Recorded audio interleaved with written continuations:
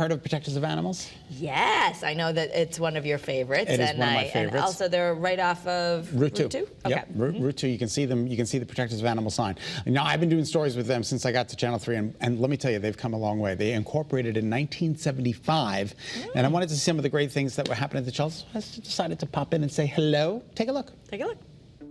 I wasn't in the door 10 feet when love struck. Will you look at this cat? His name is Lucas.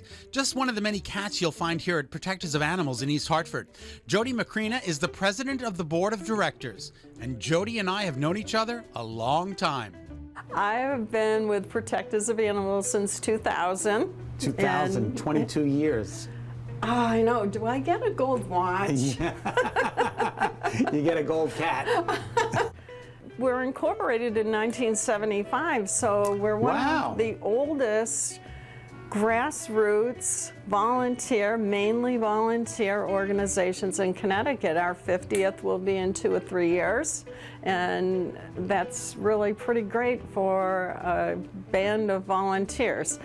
278 volunteers to be exact. Now that's incredible. All taking care of these wonderful cats. They also take care of big and small dogs at 2 separate locations in other parts of the state. Our mission is simply to improve the lives of cats and dogs in the communities we serve. We do confine all of our activity to Connecticut.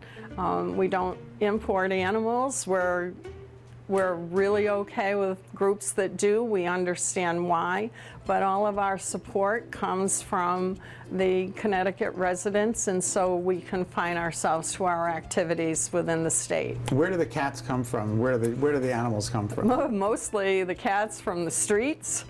We do have a wait list where we will take in cats under distressed situations, but really only that. Private surrenders have got to have a really great illness or displaced from their home or something, not just, I don't want this cat anymore. So most of them come from backyards, people who are kind and start feeding, and we bring them in as best we can. They adopt out close to 100 dogs and 750 cats a year. James Breen started at the shelter 7 years ago, socializing the cats, and today is vice president of the board.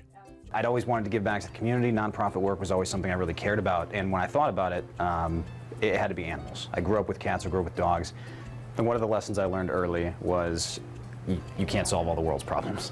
And now, as a young kid, that's not a fun discovery, but it's enough to solve some of them. And that's one of the things that I've loved so much about being here is you can see when you've solved, when a cat goes out the door. One of the things we get a lot that we strongly encourage is we'll get photos from adopters about 3 months later, 6 months later, and just showing us how the animal's doing. And it's so great to get that, just that memory to see like they really are, this is a success story, and we get that all the time. Equally important is the work Protectors of Animals does when it comes to controlling the pet population. On site, you'll find a low-cost spay and neuter clinic. That's what you're looking at right now. The SpayNeuter clinic is open to the public. We buy affordable. We have very low-cost spay and neuter opportunities. That's all we do.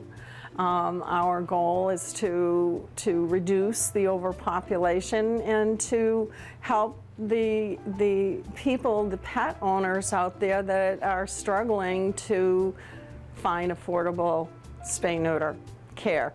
We do recommend our community vets for follow-up appointments. We like people to continue with the vet care after they have been to the clinic, but that specifically is what we do. All right. And we are modeled after the Humane Alliance protocol, which is out of Asheville, North Carolina. Just toward the end of last year, more than 15,000 surgeries since we opened just about 5 years ago. So we've been 15,000 spay and neuters in this location, in this facility. Yeah, it's amazing to be able to see the impact we've had. And as Jody noted, we have a great team. We have great vet techs, assistants, great veterinarians. It's a package deal, and the ability to do that despite and to make it through COVID, which was an incredible challenge for the animal welfare industry and the spay-neuter space in particular, is, we're so grateful for the success we've had. Success all around with the clinic and adopting out so many good cats and dogs. This little guy's name is Polly. She loves her lovin'. Look at what happens when I stop. And you know, the doors are open on these condos because we don't believe in caging them 24/7. As Manny is the warden, and Manny knows who gets along, and so they are out and about to get plenty of exercise and interaction with the volunteers. And you know, if somebody doesn't get along with someone else, then they go in and the others come out. But you'll always find open doors here. That's great. Just a quick note, since COVID, the adoption process has changed. They no longer have open hours where you can just walk in. How do I know which one is for me? Well, we have a website that posts all of our adoptable animals. We have a great placement and phone team that you can call in and speak to. Email, because we are all volunteer, email gets a much quicker response sometimes than a telephone, but we do pride ourselves on returning all of our calls, even if we can't help, to let folks know that we do care. And again, you can go to POAinc.org for Protectors of Animals. They are just such an unbelievable organization. I love them. They have low-cost spay and neutering, which we just discussed in the package. It's one of the few places in Connecticut that do low-cost spay and neutering, so it's really terrific. That's awesome. Route 2 in East Hartford. And I love that they need volunteers, and what a great job to go socialize kitties, I think. Absolutely. But